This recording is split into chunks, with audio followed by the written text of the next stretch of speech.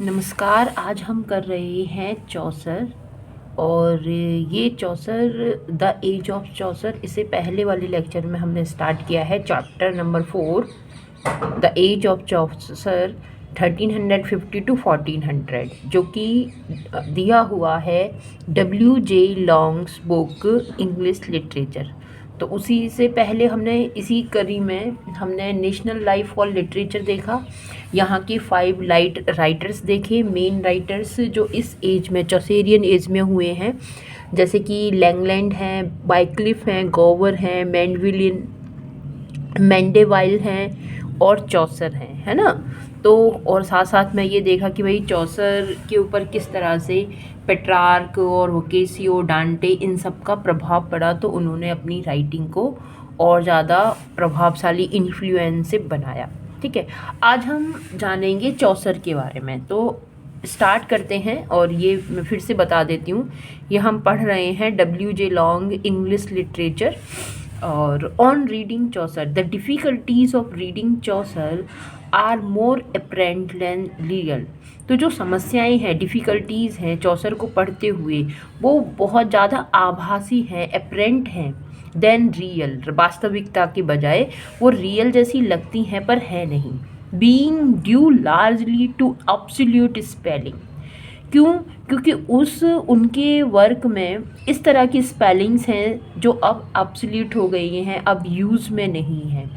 And there is small necessity for using any modern version of the poet's work.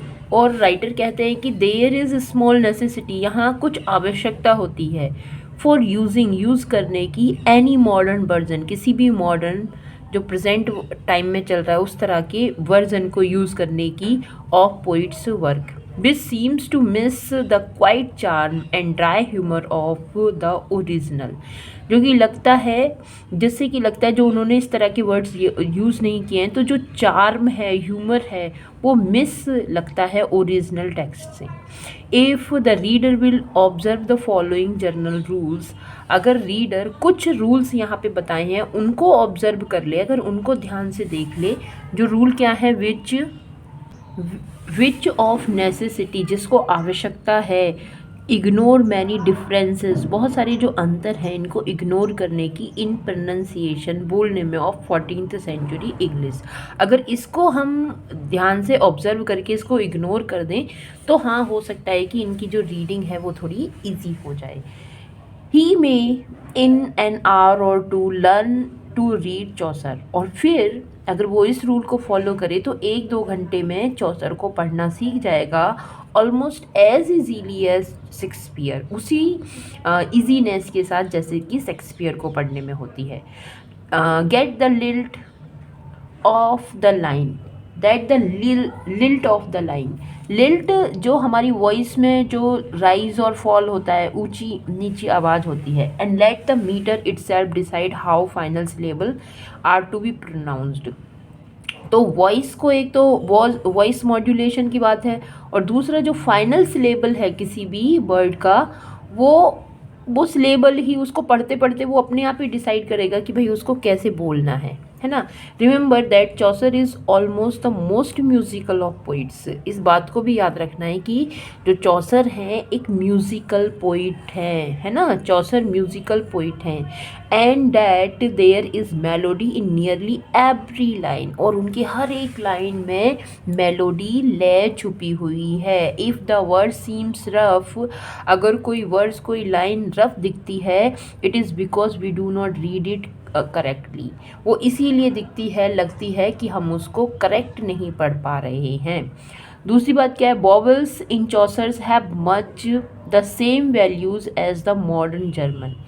तो चौसर की writing में जो वॉवल्स हैं उनकी वैल्यूज़ भी सेम है जिस तरह से मॉडर्न जर्मन की है। Consonants are practically the same as in modern English. तो जो कॉन्सोनेंट है उसी तरह से जैसे मॉडर्न इंग्लिश में यूज़ किए जाते हैं उसी तरह से यूज़ किए गए हैं। Pronounce aloud any strange looking words, और राइटर कहते हैं कि भाई उसको क्या करें, जो भी स्ट्रेंज लुकिंग बर्ड है हमें नहीं समझ में आ रहा उसको जोर से प्रोनाउंस करें। वेयर द आई फेल, अगर आँख फेल हो जाती है, ear will often recognise the meaning, तो कान तो उसका जो मीनिंग है वो रिकॉग्नाइज कर लेगा, वो पहचान लेगा। If I and year both fail, अगर आँख और कान दोनों ही फेल हो जाते हैं, then consult the glossary found in every good edition of the poet's work. तो फिर वही कंसल्ट करना है हमें ग्लॉसरी वर्ड मीनिंग से, है ना, जिसमें every good edition of the poet's work, जो पोइट के जो वर्क हैं उनके एडिशन जो हैं वहाँ से जो ग्लॉसरी है वहाँ से कंसल्ट करना है। Final E is usually sounded like in Virginia, इया है ना, वर्जीनिया। तो ई जो है, ई का साउंड इया, वर्जीनिया जैसे इसमें आ रहा है ई का साउंड, उसी तरह से साउंड करती है। Except where the following words begin, जहाँ से उसका आगे वाला वर्ड शुरू होता है विद द वॉबल, वॉबल के साथ, और विद ह साउंड के साथ। In the letter case the final syllable of one word and the first of the word following are run together। और राइटर कहते हैं कि फाइनल सिलेबल का जो लेटर केस है उसमें final syllabus of one word है ना, फाइनल सिलेबल का जो पहला वर्ड है and the first of the word, और जो first of the word of following are run together.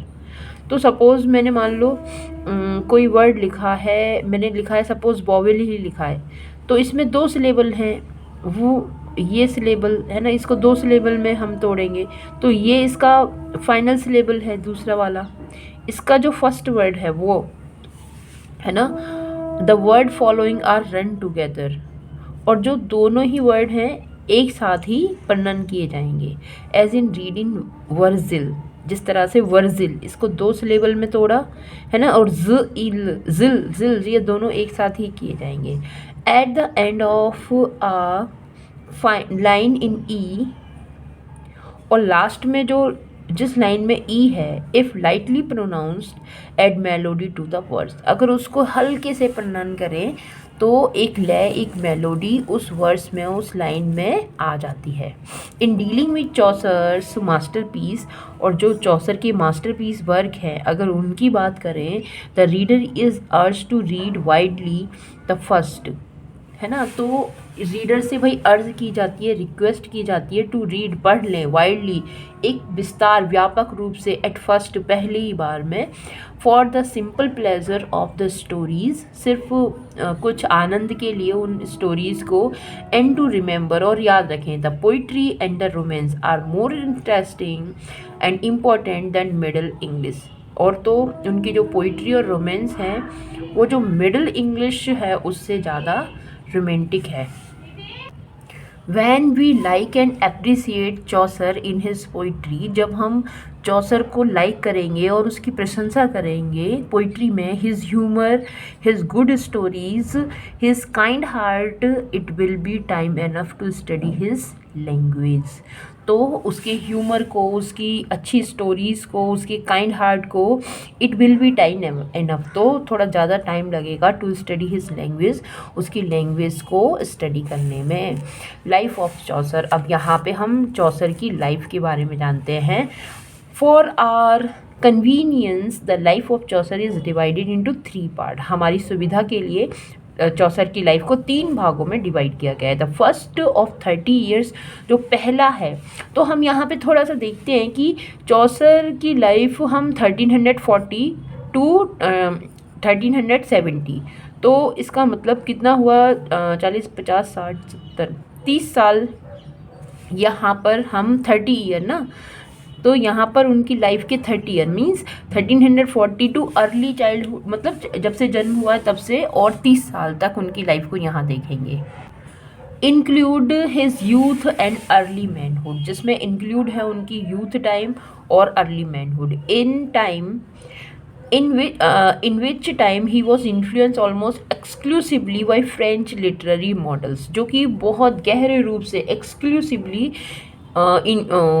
Influence हुए, प्रभावित हुए फ्रेंच लिटरेरी मॉडल से। तो ये वो पीरियड है स्टार्टिंग का। द सेकेंड पीरियड 15 ईयर्स, और जो दूसरा पीरियड है वो 15 ईयर्स। तो मतलब उस वक्त जब 85 हो रहा है ना। 15 years covers Chaucer's active life as diplomatic. तो वो जो सेकेंड पीरियड है जहाँ उनके चौसर की डिप्लोमेटिक, राजनीति में जो थे, डिप्लोमेट का जो काम करते थे, उस लाइफ को है ना कवर करती है man of years. And in this the Italian influence seem stronger than French. और इस टाइम पीरियड में उनके ऊपर जो इटालियन इन्फ्लुएंस है, डांटे कैसियो का जो इन्फ्लुएंस है, वो बहुत ज़्यादा दिखता है फ्रेंच के कंपैरिजन में। द थर्ड ऑफ 15, और दूसरा जो 15 ईयर है, मतलब 85 से फिर 15, तो इसका मतलब 1400 हो गया, ठीक है।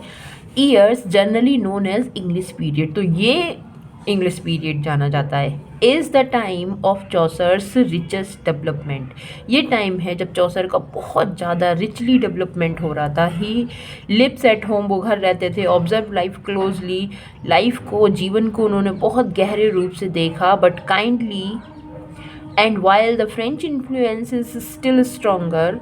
और उस वक्त जब फ्रेंच इन्फ्लुएंस बहुत ज़्यादा स्ट्रॉन्ग हो गया था, as shown in Canterbury Tales, जैसे दिखाया जाता है उनकी कैंटरबरी टेल्स में, he seems to grow more independent. ऐसा लगता है कि वो और ज़्यादा इंडिपेंडेंट हो गई ऑफ फॉरेन मॉडल्स, विदेशी मॉडल्स से। एंड इज़ डोमिनेटेड चीफली, और मुख्य रूप से वो डोमिनेटेड थे बाय द बिगरस लाइफ, जो जोशीली है ना, ऊर्जा से भरी हुई लाइफ है, बिगरस, उससे on his own English people, अपने खुद की, अपने उनके अंदर मतलब एक नेशनल स्पिरिट जागृत हो गई। चौसर्स, अब हम फर्स्ट ईयर पीरियड की बात करें। Chaucer's boyhood was spent in London. London में उनका बॉयहुड स्पेंट हुआ है। On Thames street near river, है ना, where the world's commerce was continually coming and going, जहाँ पर पूरे वर्ल्ड का जो कमर्शियल बिजनेस है वो आता जाता है ना, थेम्स रिवर में। There he saw daily the ship man of Canterbury tales. यहाँ उन्होंने देखे डेली, रोज आते जाते जो शिप मैन हैं ऑफ कैंटरबरी टेल्स, इसके just home in his good ship मॉडलेन।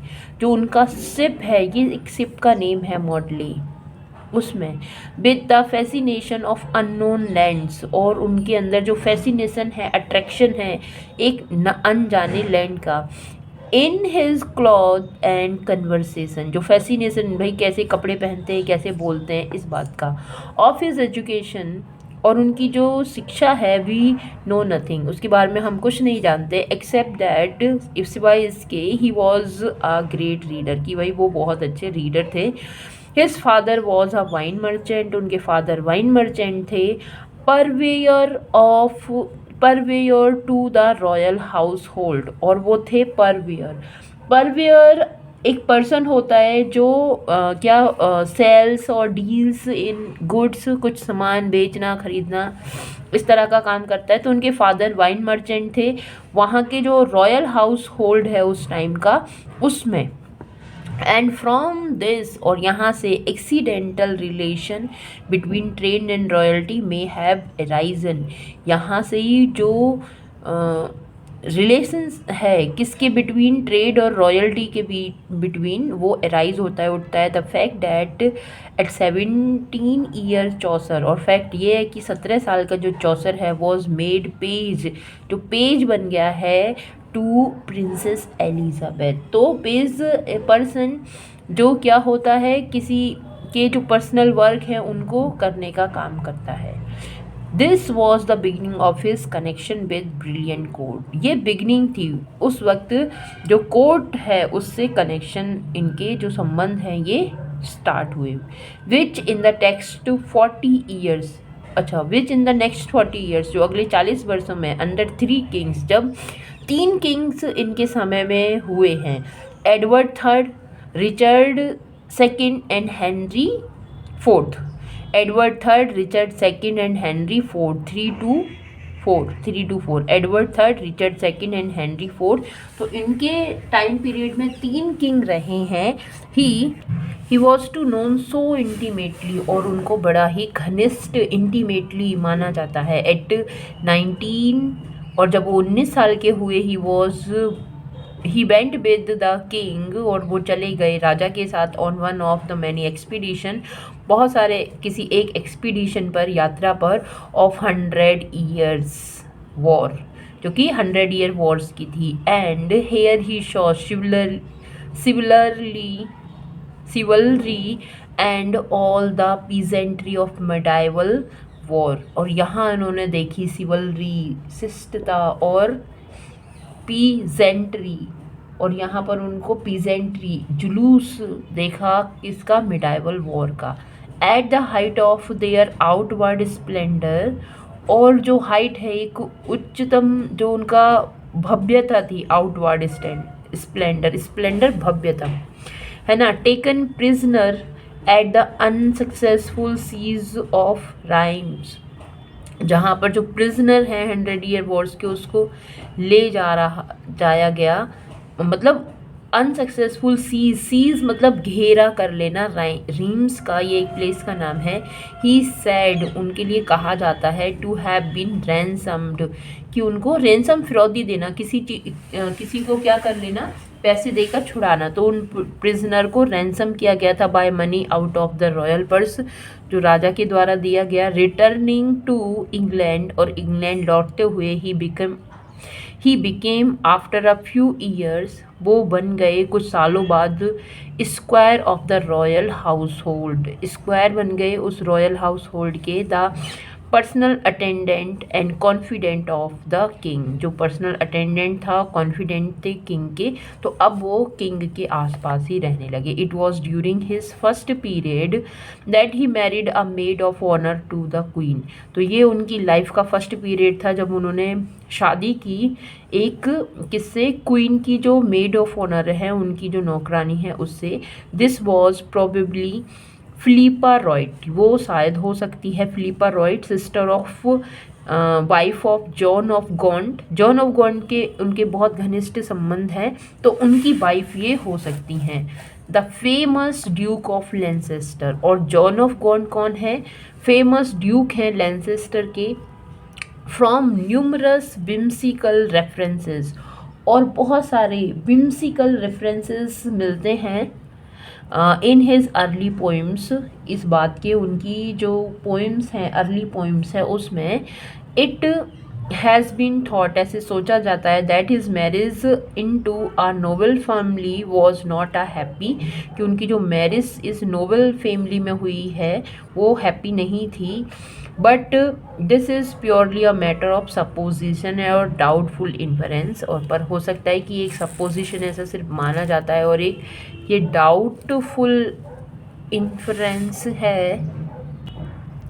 इन 1370, जब इनका जो दूसरा पीरियड चल रहा है 30 ईयर के बाद, तो 1370 चौसर वॉज सेंट अब्रॉड, उनको बाहर भेज दिया गया on the first of those diplomatic mission, एक डिप्लोमेटिक राजनीतिक मिशन पर, that were to occupy the greater part of next 15 years, जहाँ पर वो ऑक्यूपाई रहे, बिजी रहे अगले आने वाले 15 सालों तक। 2 ईयर्स लेटर, 2 साल बाद, he made first official visit to Italy, जब उन्होंने फर्स्ट ऑफिशियल विजिट की इटली की, है ना, to arrange a commercial treaty, जहाँ इन्होंने एक संधि की विद ग्योना के साथ। एंड फ्रॉम दिस टाइम, और इस टाइम के से is noticeable a rapid development in his literary power, और यहाँ पर इनके जो लिटरेरी पावर है उसमें एक रैपिड डेवलपमेंट हमें देखने के लिए मिलता है।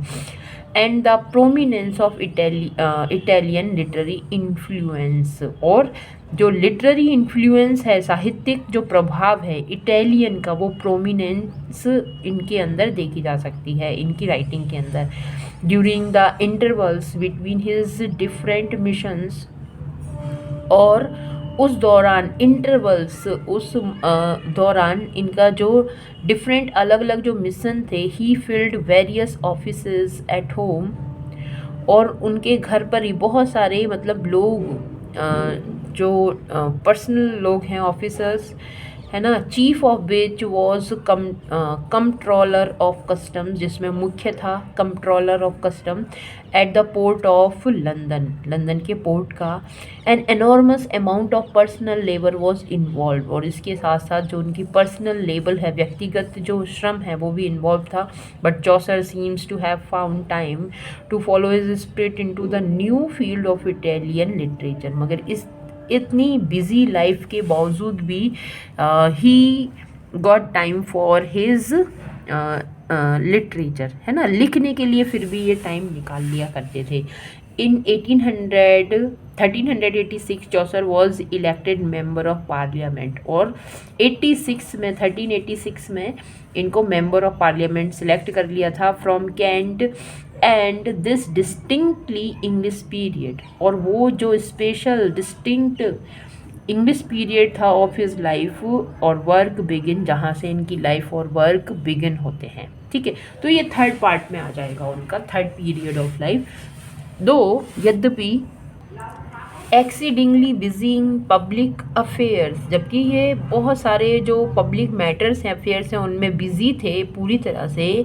एंड रिसीवर ऑफ कस्टम्स, और वहाँ के जो कस्टम्स हैं, है ना, कस्टम ड्यूटी, उसके रिसीवर थे। His heart was still with his book, उनका जो मन था उनकी किताबों के साथ था। फ्रॉम विच उनसे only nature could win him, सिर्फ नेचर उनसे जीती थी नेचर ने।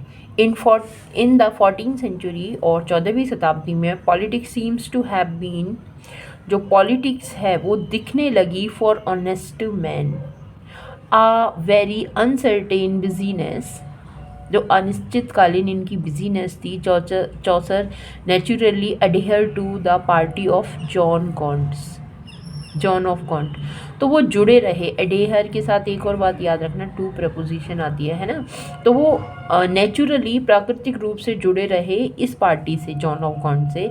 एंड हिज फॉर्च्यून्स रोज, और उनका जो भाग्य था वो चमका, और फैल, और नहीं भी चमका, है ना, गिरा भी, with those of his leaders, in leaders के अंडर में।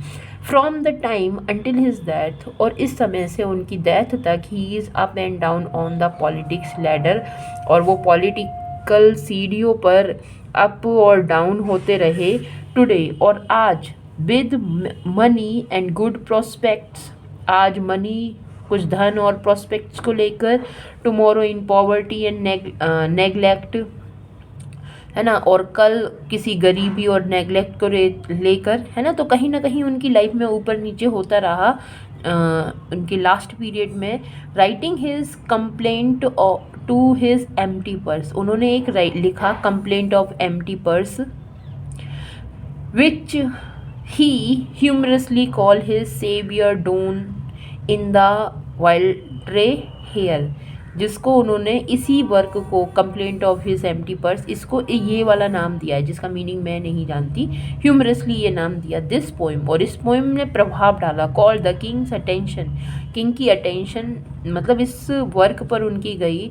To the poet's need and increase his pension, और इसकी वजह से उन्होंने क्या किया, इनकी जो पेंशन है उसको इंक्रीज कर दिया। But he had few months to enjoy the effect of his this, मगर वो कुछ ही समय तक इसके जो प्रभाव है, पेंशन का जो लुत्फ है, उसे उठा सके।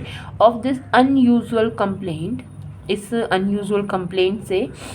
For he died the next year, क्यों, क्योंकि वो उसके अगले साल ही चल बसे, है ना, 1400, जो कि ईयर 1400 है। And was buried with the honour of Westminster Abbey, और उनको दफनाया गया, बरी किया गया जो वेस्टमिनिस्टर एबे चर्च है वहाँ पर। The last period of his life, और जो अंतिम पीरियड है उनके जीवन का, दो आउटवर्डली मोस्ट ट्रबल्ड, जो कि बाहर से देखने पर लगता है कि बहुत दुखों से ट्रबल्ड भरा हुआ है, वॉज द मोस्ट फ्रूटफुल, जो बहुत ज़्यादा फ्रूटफुल भी रहा ऑफ ऑल। उनके सारे पीरियड्स का कंपैरिजन करें तो जो इंग्लिश पीरियड है, उनका जो लास्ट पीरियड है, वो बहुत ज़्यादा फ्रूटफुल रहा। हिज ट्रुथ और good council reveals the quite beautiful spirit of his life, जो उनके ये वर्क हैं वो बहुत ज़्यादा ब्यूटीफुल स्पिरिट, वो जो लाइफ है उनकी, उसको दिखाते हैं। Unspoiled either by the greed of trade unspoiled, जो कि स्पॉइल नहीं हुए हैं, बर्बाद नहीं हुए हैं, either by the greed of trade और द थ्रिकरी ऑफ पॉलिटिक्स, है ना, पॉलिटिक्स से और ट्रेड से, इनसे वो कोई प्रभावित नहीं हुई। चलिए अब हम देखते हैं work of Chaucer first period. तो उनके फर्स्ट पीरियड की जो वर्क है उनको हम यहाँ देखेंगे।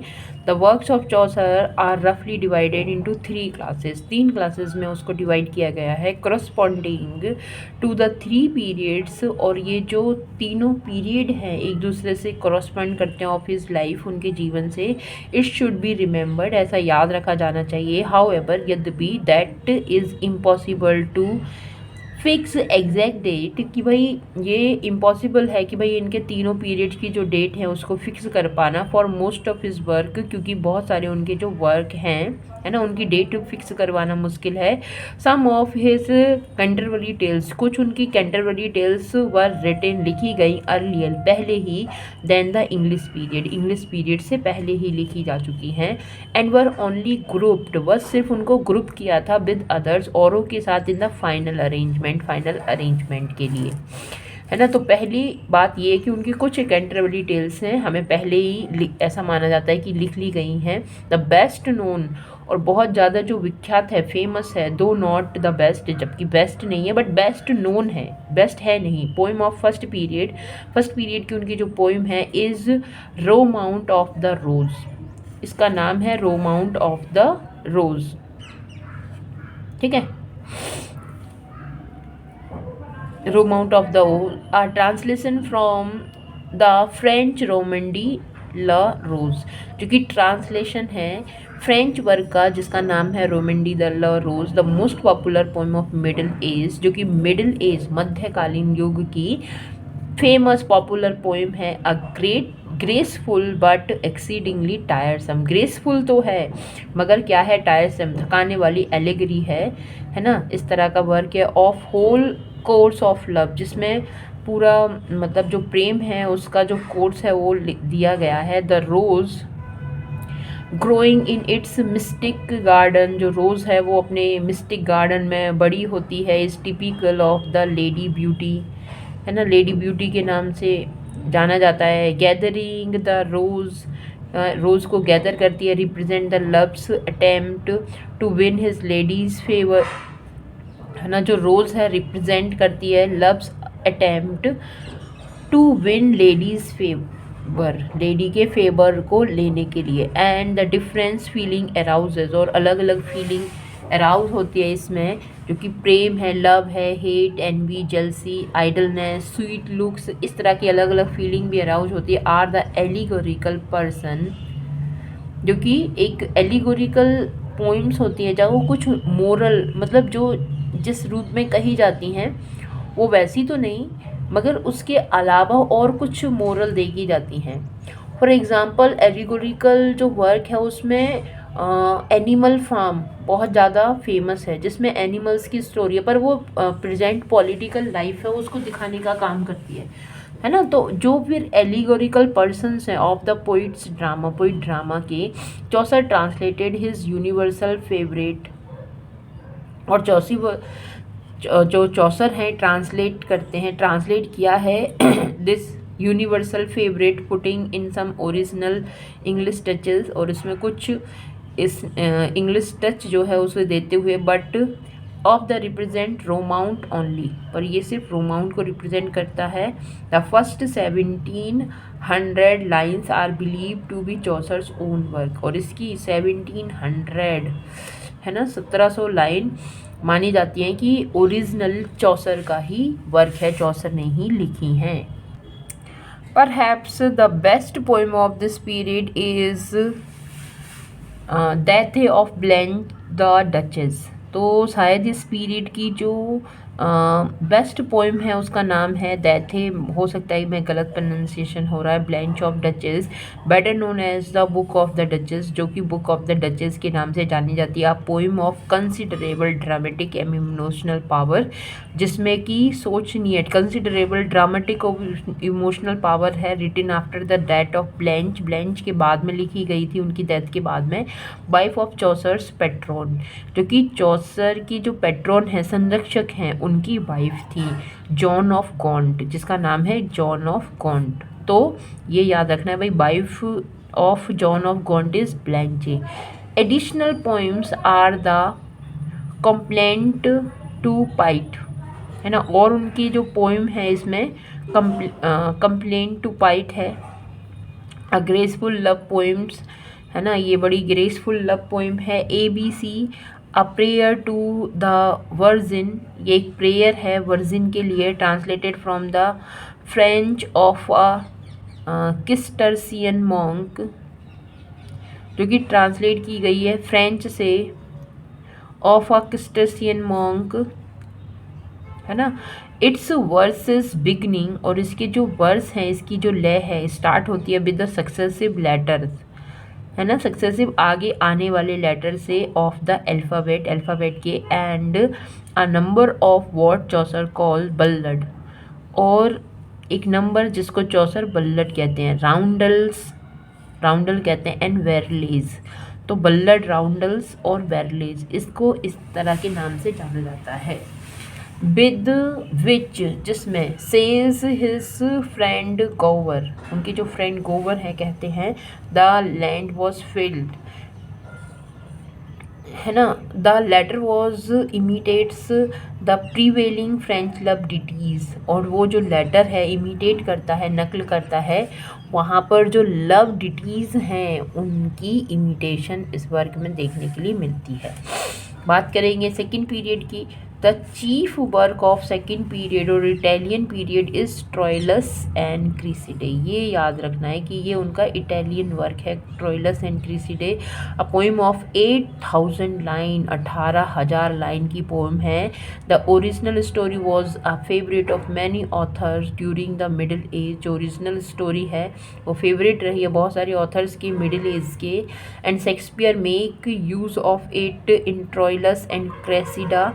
स्पेलिंग में अंतर है ना, Troilus same spelling TROILUS, and Cressida में CRESSIDA, डिक्रेसिडे है ना। तो ये शेक्सपियर यहीं से उन्होंने कंटेंट लिया है ट्रोइलस एंड क्रेसिडा में।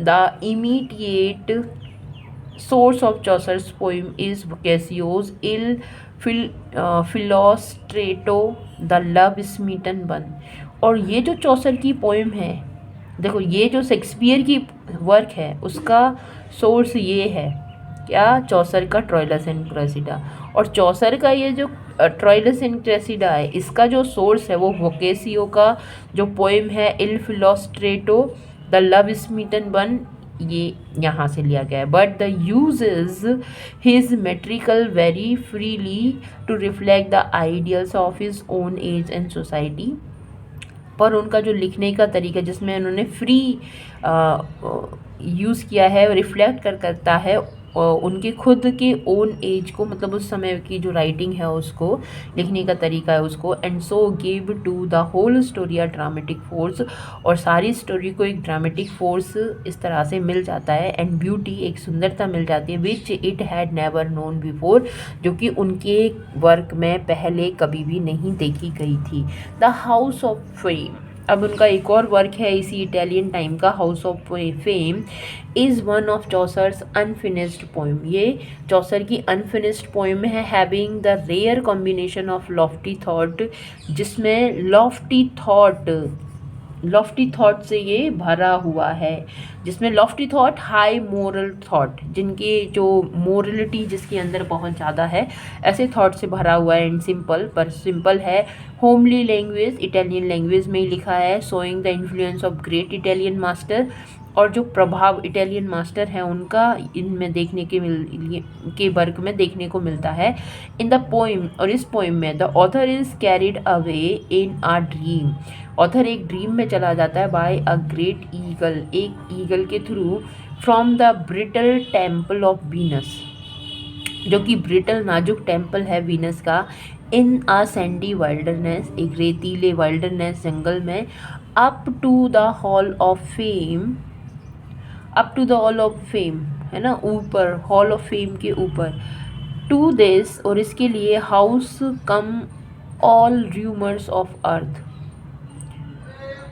तो जो र्यूमर्स हैं अर्थ पर, है ना, वो आती हैं as the spark fly upward, जो स्पार्क है वो ऊपर को निकलते हैं। The house stands, house of fame है ना, तो फेम यहाँ पर कोई आता है उस अर्थ पर, तो जो उसमें से स्पार्क निकलती हैं। The house stands on the rock of ice, और जो ये हाउस है वो रॉक ऑफ आइस आई पर सिचुएटेड है, पर यह अनफिनिश्ड वर्क है।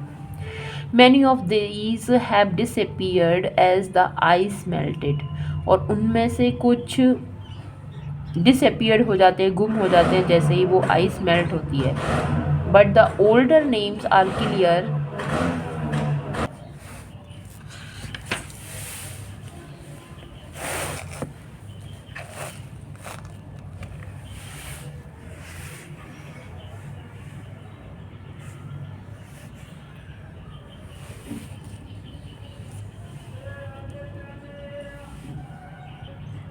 Is are daisy and behind them, जो कि डेजी है, बिहाइंड दैम उनके पीछे, follow a troop of glorious women, एक ग्रुप आ रहा था ग्लोरियस वीमेंस का। ऑल ऑफ whom, इनमें से सभी have been faithful in love, सारी की सारी प्रेम के लिए फेथफुल थी। They gather about the poet, वो पोइट के चारों तरफ इकट्ठा हो जाती हैं। द गॉड अपब्रेड्स हिम, और जो गॉड है उनको अपब्रेड्स करती हैं।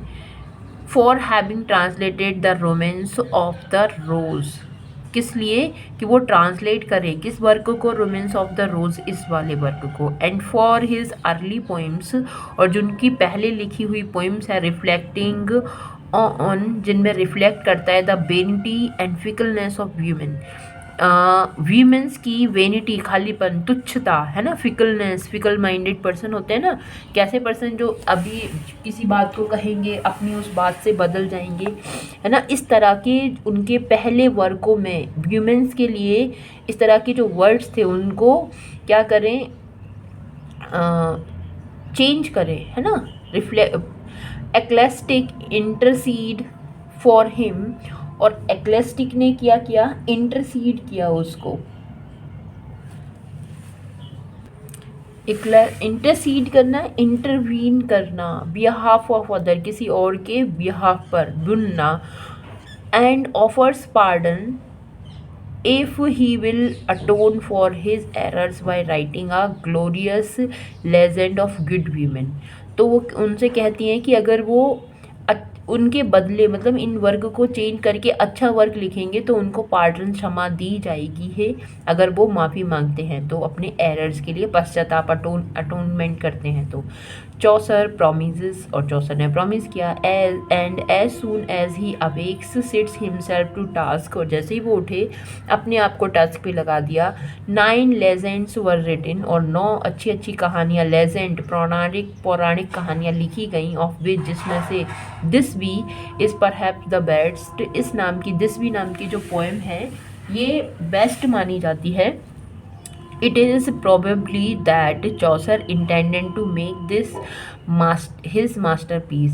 चौसर का इंटेंशन था कि भाई इस वर्क को अपना मास्टरपीस बनाए। डिवोटिंग मैनी ईयर्स, और काफ़ी साल उन्होंने डिवोट किए अपने, टू स्टोरीज, उन कहानियों के लिए, ऑफ फेमस वीमेन, जो उन फेमस वीमेंस की थी, who were true to love, जो कि प्रेम के लिए सत्य थी, है ना, ट्रू थी। But either because he weird of his theme, क्यों, क्योंकि वो वियर्ड हो गए, थक गए अपनी उस थीम से। और because the plan of Canterbury tales, क्योंकि आगे उनके मन में कैंटरबरी टेल्स लिखने का भी प्लान था, इस बात से was growing in his mind, he abandon the task, उन्होंने इस टास्क को छोड़ दिया। इन द मिडल, बीच में ही, ऑफ द 9th लेजेंड, और 9वीं लेजेंड पर ही। फॉर्चुनेटली, पर सौभाग्य से, पर हैव शायद, फॉर द रीडर्स के लिए, will find the prologue more interesting than any of the legend, पर जो इन वर्क का जो प्रोलोग है वो सबसे ज़्यादा इंटरेस्टिंग है उन कहानियों से ज़्यादा।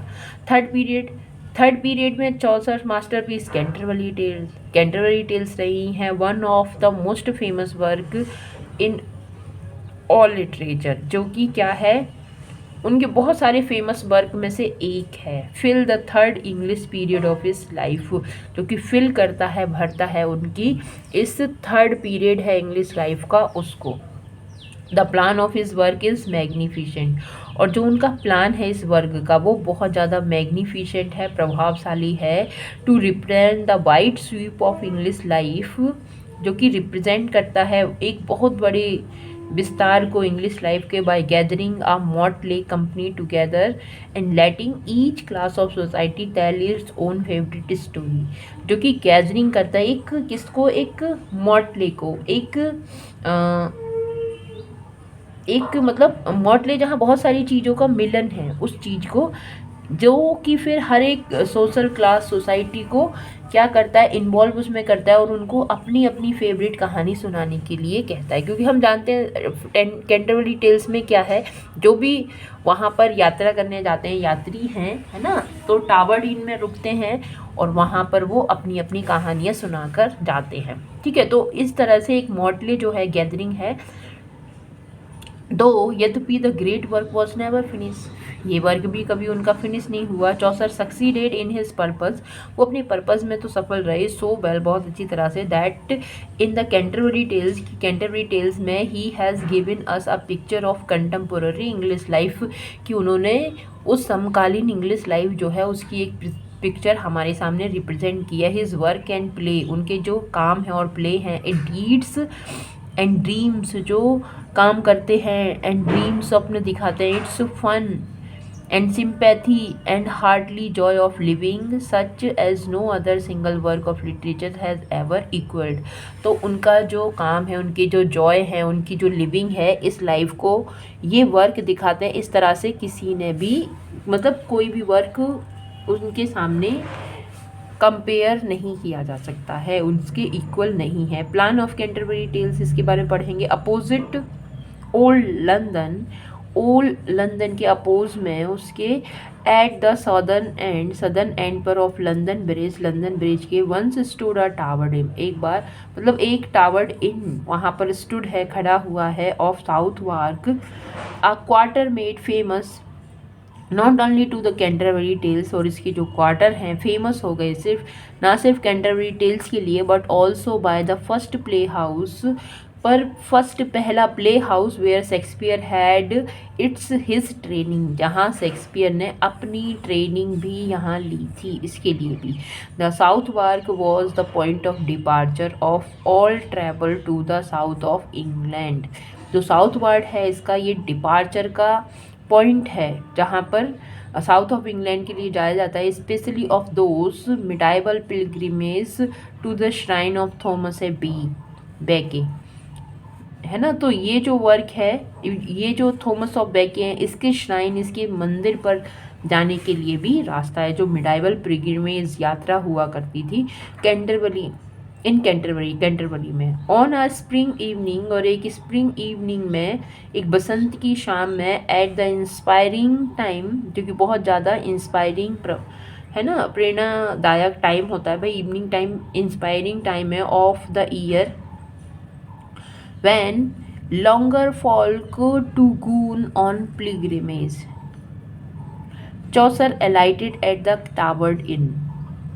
है ना। चौसर क्या थे, एलाइटेड थे, उन्होंने फायर जलाई हुई थी टावर्ड इन में, and finds it occupied by various company of people, और देखा भाई कि ये जो बहुत सारे लोग वहाँ पर हैं, bent on a pilgrimage, bent on, है ना, बेंट ऑन मतलब अपने आप को डिटरमाइन उन्होंने किया है पिलग्रिमेज, उस यात्रा पर जाने के लिए।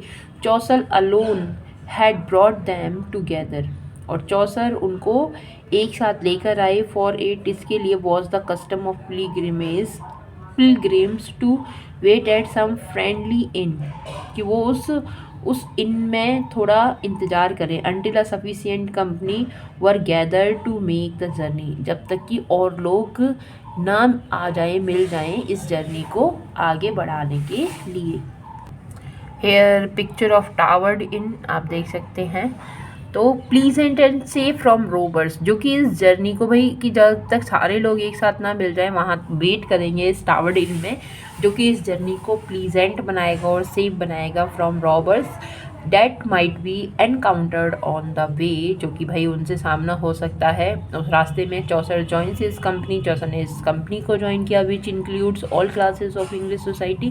तो इंग्लिश सोसाइटी हर एक क्लास से, अपर क्लास, मिडिल, है ना, मिडिल और लोअर क्लास, हर एक क्लास से जो मिलकर बनी हुई थी, है ना। Of the Oxford scholar, scholar भी उसमें थे, ड्रंकन भी उसमें थे, except gladly their invitation to go with them on the morrow, जो उनका उनके एक्सेप्ट किया उसके ग्लैडली इन्विटेशन को, जो कि नेक्स्ट डे मोरो जाने के लिए था। एट सपर और डिनर सपर के time the jovial host of the Tabard inn, जो कि मजाकिया होस्ट था टावर्ड इन का, उसने सजेस्ट किया that the enliven the journey, to enliven the journey, भाई इसको जीवित बनाया जाए, है ना, जोशीला बनाया जाए। Each of a company shall tell 4 tales, कि भाई हर एक लोग क्या करेंगे, 4 कहानियाँ सुनाएंगे, 2 गोइंग एंड 2 कमिंग, 2 आने पर 2 जाने पर। On whatever subject shall suit best to him, तो वो जो भी कुछ सब्जेक्ट उनको बेस्ट सूट करे उस पर। The host will travel with them as master of ceremonies, जो होस्ट था विल ट्रैवल विद दैम, उसने ट्रैवल किया उनके साथ एज मास्टर ऑफ सेरेमनी, उस सेरेमनी के मास्टर के रूप में। And whoever tells the best story, और जो भी कोई बेस्ट स्टोरी सुनाएगा, शैल बी गिवन, उनको दिया जाएगा अ फाइन सपर, एक बहुत अच्छा supper, at the general expense when they all come back, और कुछ खर्चा भी जब वो वापस आएंगे। a shrewd bit of business, और एक shrewd एब्सोल्यूट एस्ट्यूट, या फिर मतलब बहुत ज़्यादा पावरफुल जजमेंट से भरा हुआ business. And a fine idea as the pilgrims all agree, और जिस पर वो सारे जो पिलग्रिम्स थे, यात्री थे, वो अग्री हो गए। when they draw lost for the first story, when they draw lots, जब उन्होंने एक ड्रॉ जो है उसको लॉट किया फर्स्ट स्टोरी के लिए, chance fall to the king knight, जो चांस था वो किसका आया, नाइट, एक योद्धा का आया। Who tells one of the best of the Canterbury Tales, उसने सुनाई एक बहुत अच्छी Canterbury tale, the chivalric story of Palamon and Arcite, एक शिष्टता से भरी हुई सिवलरिक स्टोरी जो कि पालामोन और आर्कसाइड की थी। Then the tales follow rapidly each with its prologue and epilogue, और जो फिर कहानियाँ हैं अपने प्रोलोग और एपिलोग के साथ साथ आगे बढ़ती रही। Telling how the story come about, ये बताते हुए कि कैसे वो जो कहानियाँ हैं कम अबाउट वहाँ पहुँची, एंड इट इफ़ेक्ट्स, और उनके प्रभाव ऑन द मैरी कंपनी, उस कंपनी पर। इंटरप्शंस आर न्यूमरस, बहुत सारे बीच में इंटरप्शन भी आते हैं। The narrative is full of life, जो नरेटिव है वो कहानियाँ हैं full of life and movement.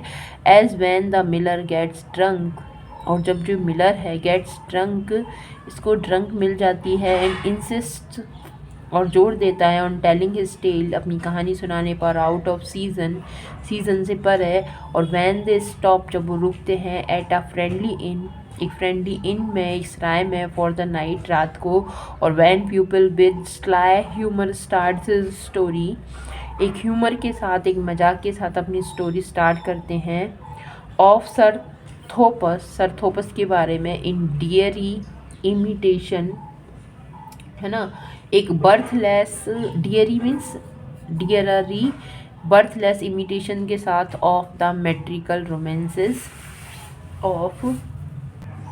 romances of the day, and is rowed at by the host for his trusty rhyming.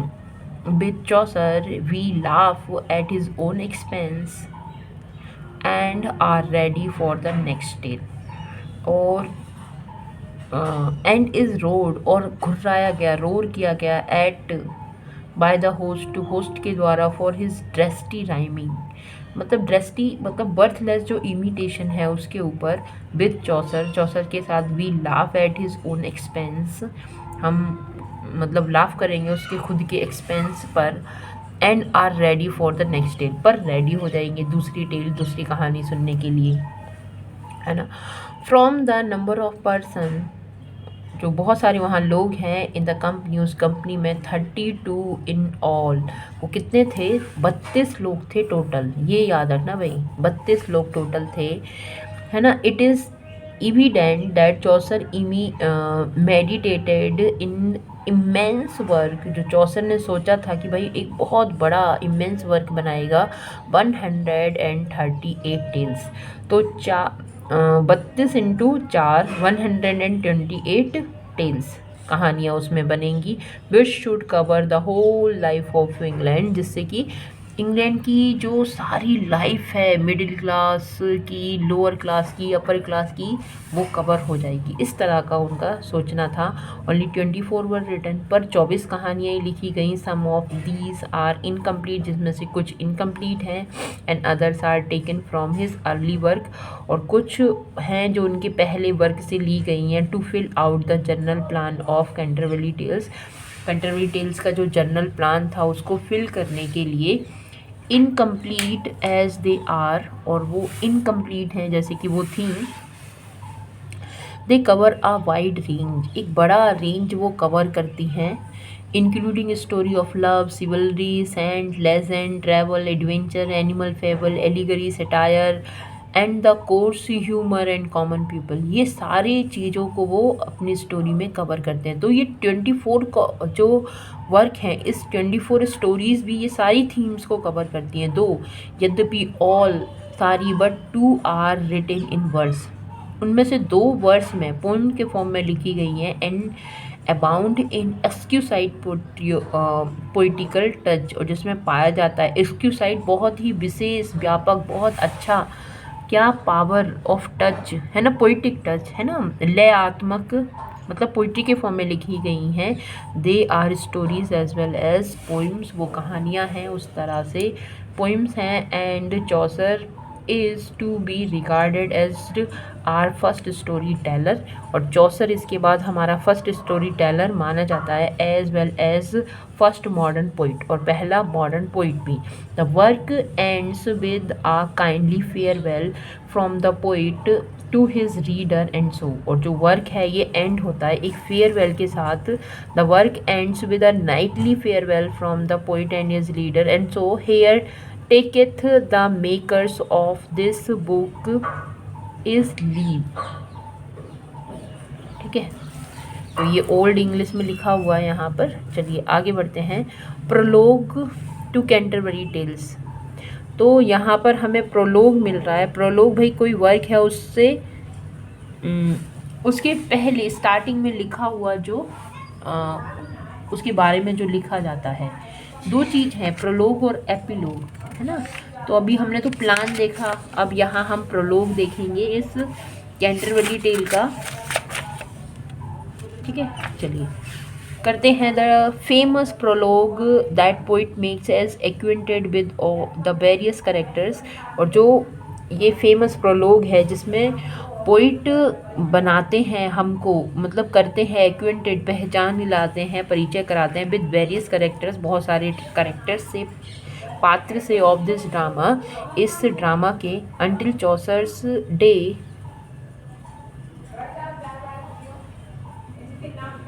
popular literature had been busy chiefly with the gods and heroes of golden age, और जो popular literature है, had been busy, बहुत ज़्यादा व्यस्त था, chiefly with the gods, मतलब इस समय में गॉड और हीरोज़ ही इस कहानियों से ही भरा हुआ था। It had been essentially romantic and so had never attempt to, it had, इसमें होना चाहिए था आवश्यक रूप से रोमांटिक थीम, पर जो कभी भी अटैम्प्ट नहीं की गई थी। Study man women as they are और describe them so that the reader recognize them, study man and women, भाई पढ़ना समझना मैन और व्यूमेन को, एज दे आर जैसा वो करते थे,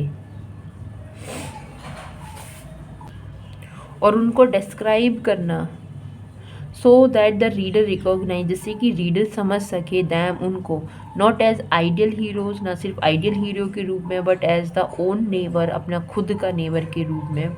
चौसर नॉट ओनली अटेम्प्ट दिस, ना सिर्फ चौसर ने ऐसा किया new realistic task, but accomplish it, इसको पूरा भी किया, है ना। मतलब चौसर के वर्क में हम कॉमन पीपल्स को देखते हैं, उससे पहले हाँ इन वर्क में गॉड गॉडेस वाले जो हैं उनको ही दिखाया जाता था, किंग क्वीन को ही दिखाया जाता था। ना सिर्फ चौसर ने ऐसा किया, मैन वीमेंस को स्टडी किया, उनको रिकॉग्नाइज किया और उसमें लिखा। Chaucer not only attempt this new realistic task but accomplish it, ना सिर्फ उन्होंने ये नया रियलिस्टिक टास्क लिया पर उसको पूरा भी किया सो वेल, बहुत अच्छी तरह से, that his characters were instantly recognised as true to life, कि उनके जो करेक्टर्स हैं वो रिकॉग्नाइज किए जाते हैं सच्चे, है ना, जीवन के लिए, as they have since become a permanent possession of our literature, और उसके बाद इस तरह का वर्क का पोजेशन परमानेंट हो गया। अब भाई जो भी लिखता था इसी थीम पर रियल लाइफ एग्जाम्पल्स लेकर ही लिखा जाता था।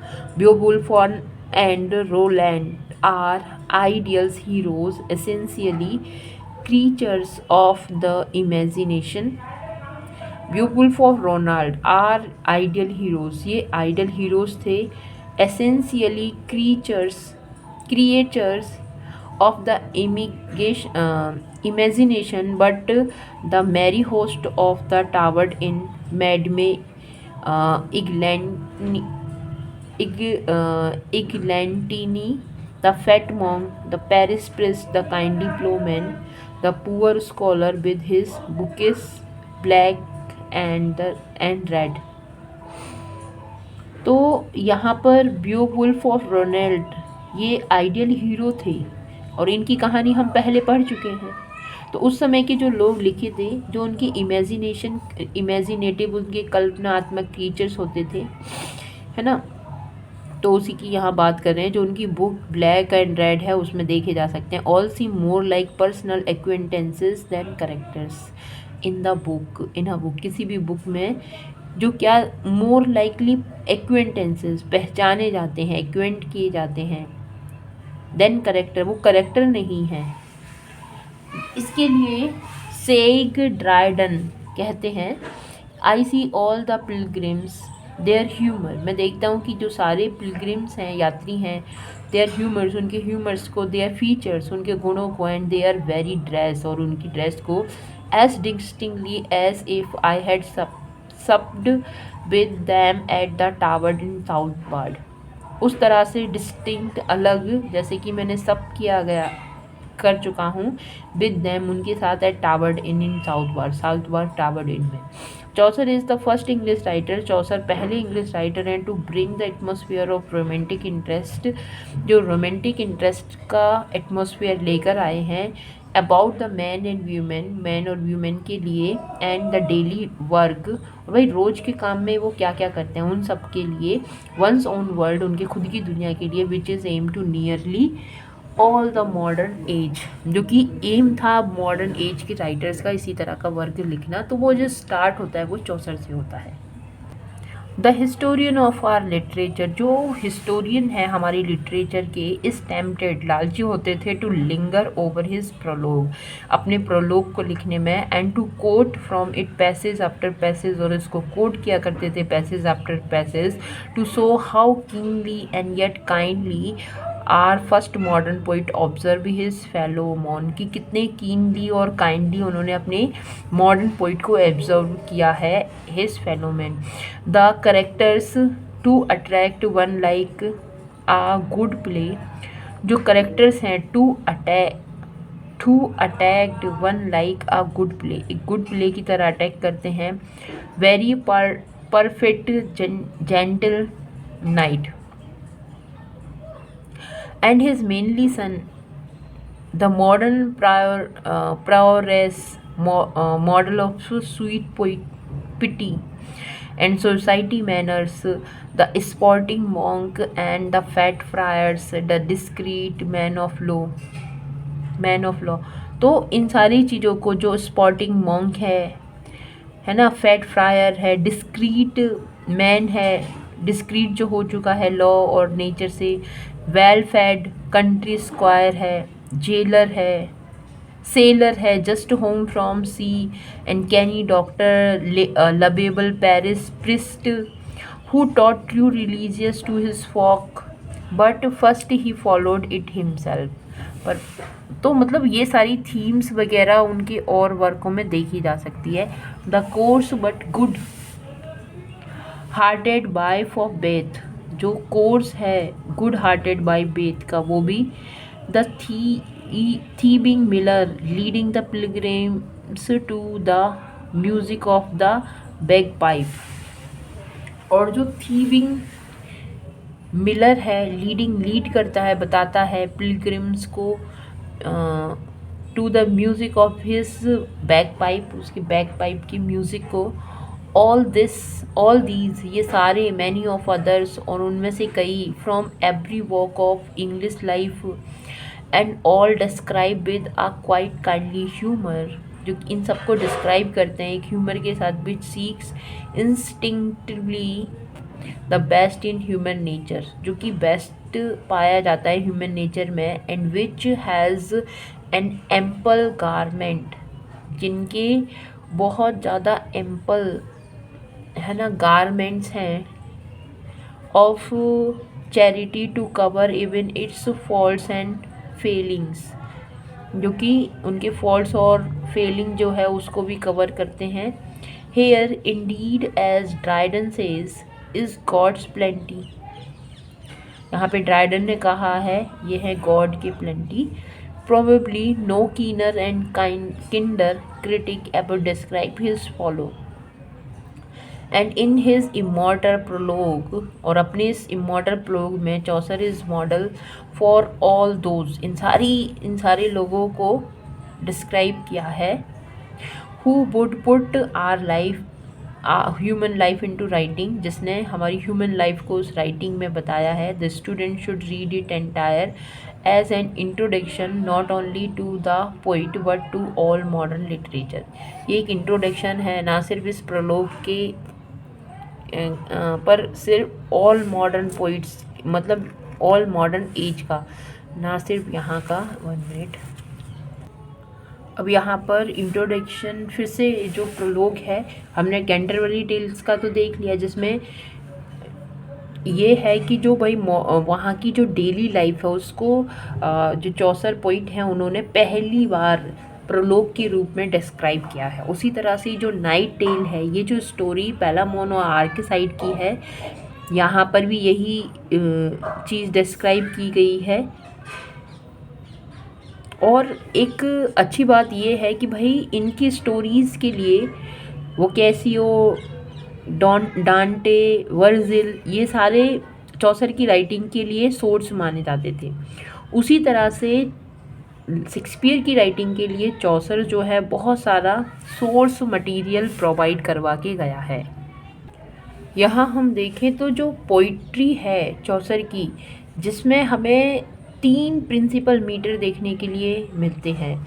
जो बात करते हैं हम इन there are 3 principal metre to be found in Chaucer's verse. In Canterbury tales he uses line of 10 levels and 5 accents each. 10 level की लाइन इन्होंने यूज़ की है, जिसमें 10 लेवल है एंड 5 एसेंट हैं हर एक में, है ना, 5-5 एसेंट हैं each, and the line run in couplets.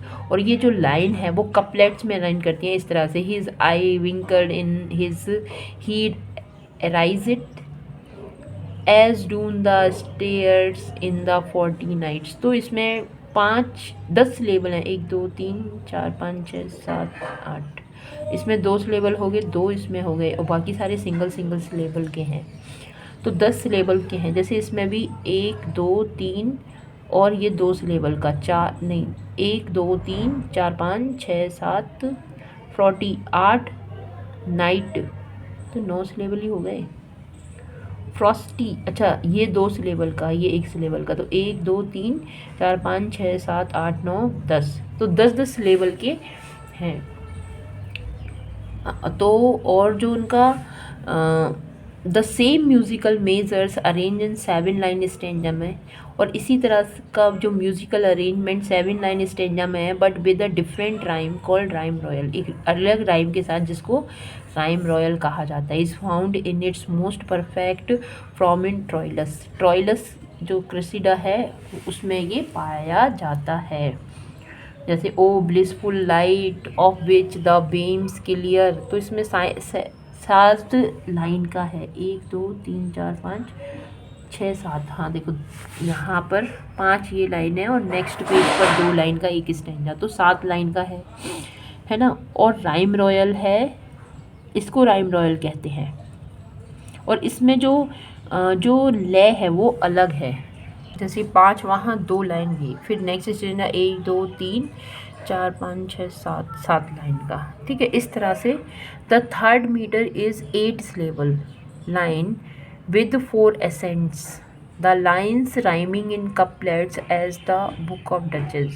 और जो नेक्स्ट जो उनकी बुक ऑफ डचेस है उसमें ये राइम करती हैं, प्रायर सेज ब्राइट लाइट, और ये 5 लाइन का है यहाँ पर, 8 लाइन पर 2 4 5 ही लाइन यहाँ दी हुई हैं।